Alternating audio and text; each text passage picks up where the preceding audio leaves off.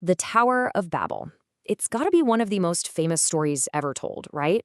It's this epic legend about ambition, rebellion, and a tower so tall it literally changed humanity forever.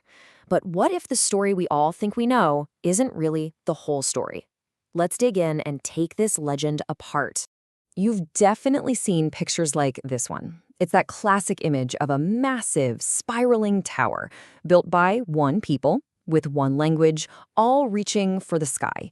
It's become this perfect symbol for, our biggest dreams and also our biggest failures of pride. And yeah, we all know how it supposedly ends. God looks down, sees this arrogant project, and is not happy. So boom, he confuses their language, and suddenly, nobody can understand each other, and they're all scattered across the globe.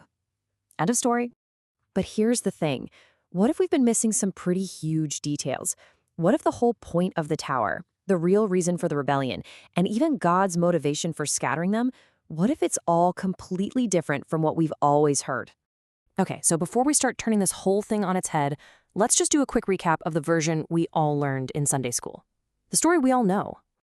The motivation seems pretty clear, right? They're there in the text. They're not just building a city. They say, let us make a name for ourselves.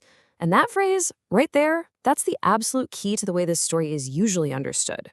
So, traditionally, this whole project boils down to two major sins. First, just massive pride.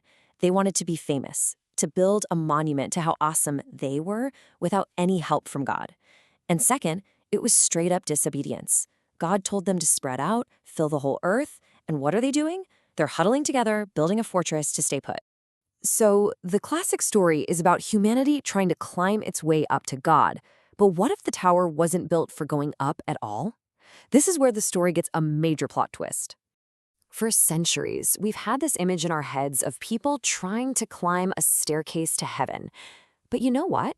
A closer look at the archaeology of the ancient world completely flips that idea upside down. Listen to this insight from the theologian John Walton. He says we've had the direction of travel completely wrong. The tower wasn't an elevator for people to get to God. It was more like a divine landing pad for God to come down to them. And this comparison says it all. On the left, you've got the famous, mythical tower from paintings and movies. But on the right, that's a Mesopotamian ziggurat. That's the real, historical building this story was based on. And they weren't just different in looks, their purpose was totally different. So a ziggurat was basically a man-made mountain. The whole idea was that the gods lived up high, so you'd build them an artificial mountain with a temple on top. It wasn't for people to ascend. It was an invitation for the deity to descend and hang out in the temple. It's a doorway, not a ladder. Okay, so if building a ziggurat was actually a pretty normal religious thing to do back then, what was the big deal?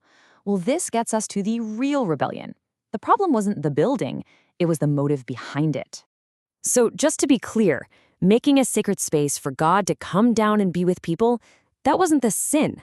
The rebellion was in trying to control the whole process, to do it on their terms, for their glory. They were essentially trying to put God in a box that they built. In their world, you could kind of strike a deal with the gods, We'll build you this awesome house and give you food, and in return, you'll bless us and make us rich.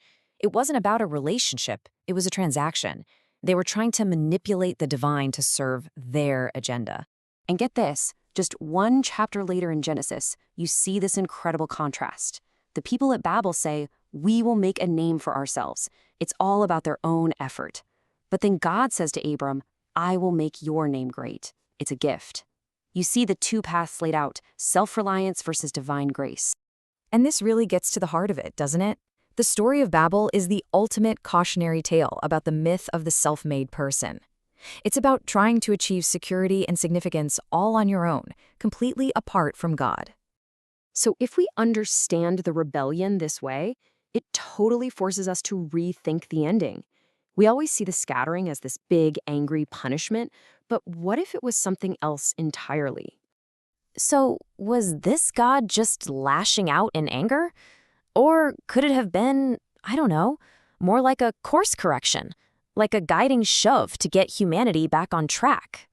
I mean, think about it. If humanity had stayed united on that path, all focused on their own glory, it was a dead end. They were headed for self-destruction.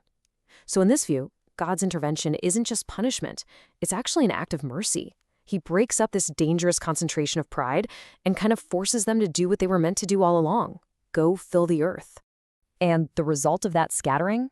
Well, it's the world we live in. According to the story, that one event is the reason we have all these amazing, diverse nations, cultures, and languages today. This is so cool. Take a look at this table. You can literally see the family tree of languages. Look at English and German. We say mother, they say Mutter. We say father, they say Vater. You can totally hear the family resemblance. Same with Latin and its child Spanish, with mater and madre. They were scattered, sure, but you can still see the echoes of a common source. But the story of Babel doesn't just end there. In Genesis, it's not a standalone story. Its themes, pride, unity, language, they echo all the way through the biblical narrative and find a kind of resolution thousands of years later.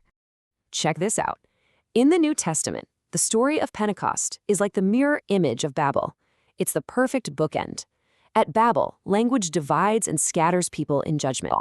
So, in the end, this incredibly ancient story is still asking us a very modern question.